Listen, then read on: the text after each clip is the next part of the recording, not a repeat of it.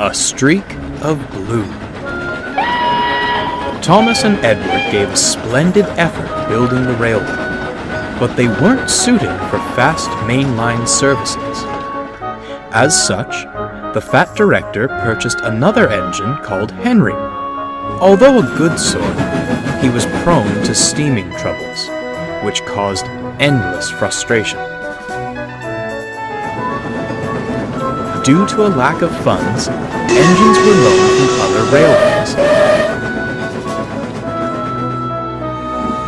One of these, known only as 87546, fancied himself the savior of the line, and never failed to make it known.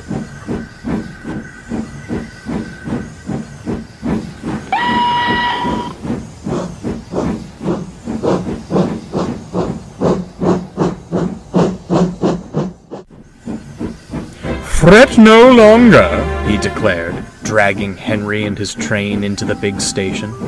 "For I have restored order to our timetable once more." "Does he ever tire of all that hot air in his boiler?" Thomas remarked to Edward. "I say, you, little one," the big engine beckoned to Thomas. "Be a good lackey, take my coaches and the indisposed away. I must rest my aching wheels."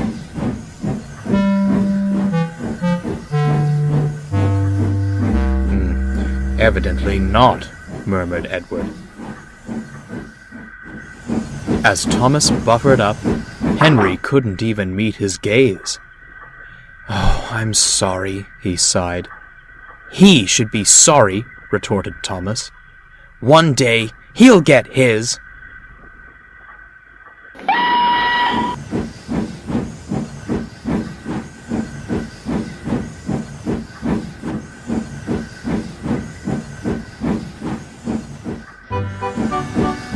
That night, Thomas retired to the shed. A vulgar discourse greeted him. "You know," 87546 said loudly to another loaned engine, "I do sympathize with the fat director. Wasted what little hard-earned money he had on a mite, an antique, and an invalid." He looked across to Henry, sleeping as workmen tried to mend him. "I'm the real bargain. The strength of 3 for the coal and water consumption of 1. Only a matter of time before he purchases me." "The fat director," Edward interjected, "favors engines with good character. You leave much to be desired in that department." "And where has good character led you, replied 87546. "Certainly not the main line. Speed and strength are all that matters there. When I pull coaches, you merely see a streak of blue.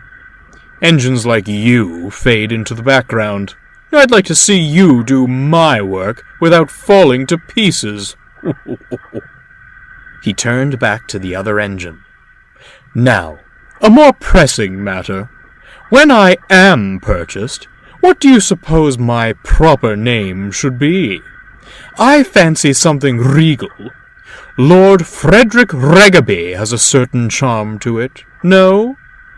Thomas was about to retort, but Edward gave him a look. "Save your steam," he muttered.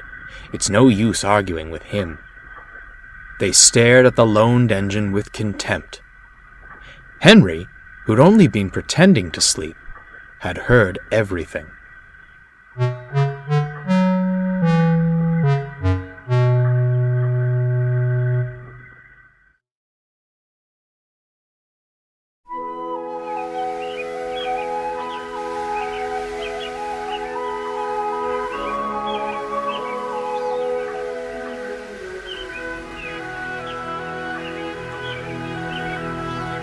The next morning, 87546 awoke to a startling sight.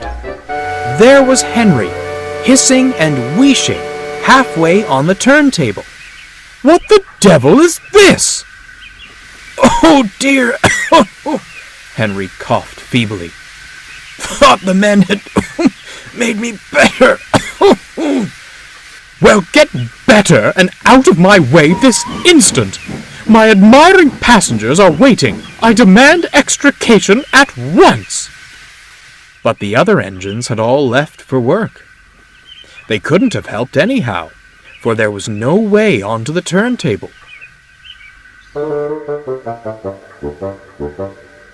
Worse and worse, the fat director scowled. The passengers cannot be kept waiting. I'm sorry, Edward.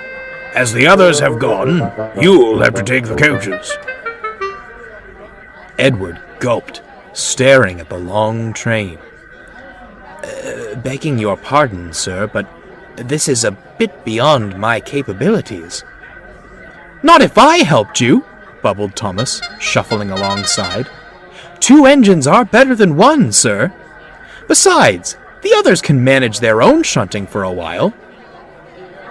The fat director considered. Very well, he said at last. Off you go. Do your best, but take care. The engines backed excitedly onto the train. The passengers marveled at the strange combination, but were thankful to have any train at all. Finally, the guard's whistle blew. Come on, called Thomas. Steady now, advised Edward.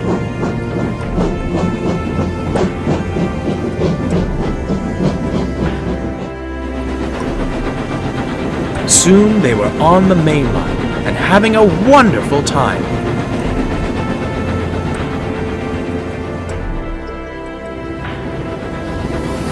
Thomas was so excited to leave the yards, he nearly pulled Edward's coupling off.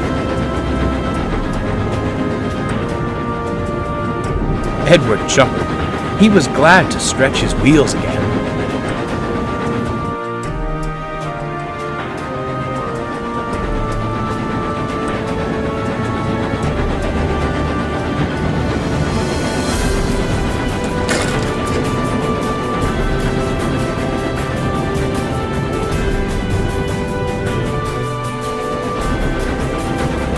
The 2 engines worked so well, the coaches felt light as air.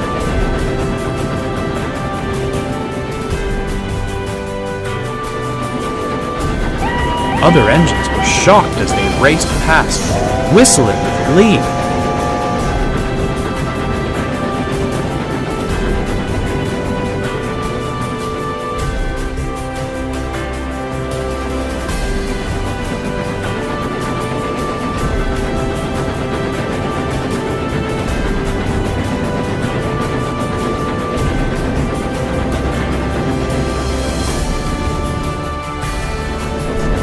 Later, they returned to the big station, exhausted but triumphant.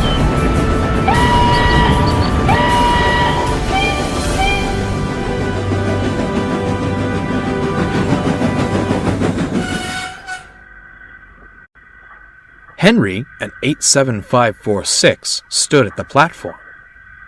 Well, smiled Henry. Our streak of blue has returned.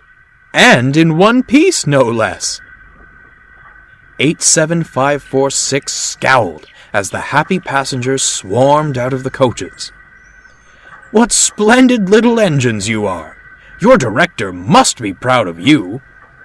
He's very happy with his purchases indeed, chuckled Thomas. No, ha ha! Fumed 87546 as he puffed away.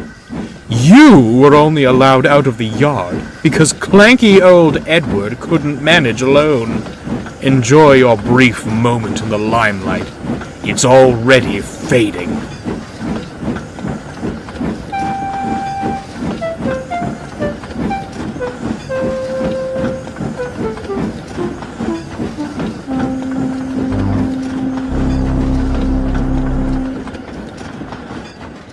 If I didn't know any better, smirked Thomas, I'd say he didn't like shunting his own train.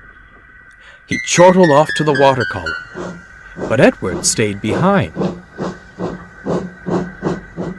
Are you all right, Henry? What on earth happened this morning? Oh, the usual steaming troubles. You know how it is. Miraculously, the problem seemed to vanish after you'd gone. Oh, you didn't! Edward gasped. Now, Edward, Henry grinned, do you really think I'd do such a thing? And without another word, Henry steamed away.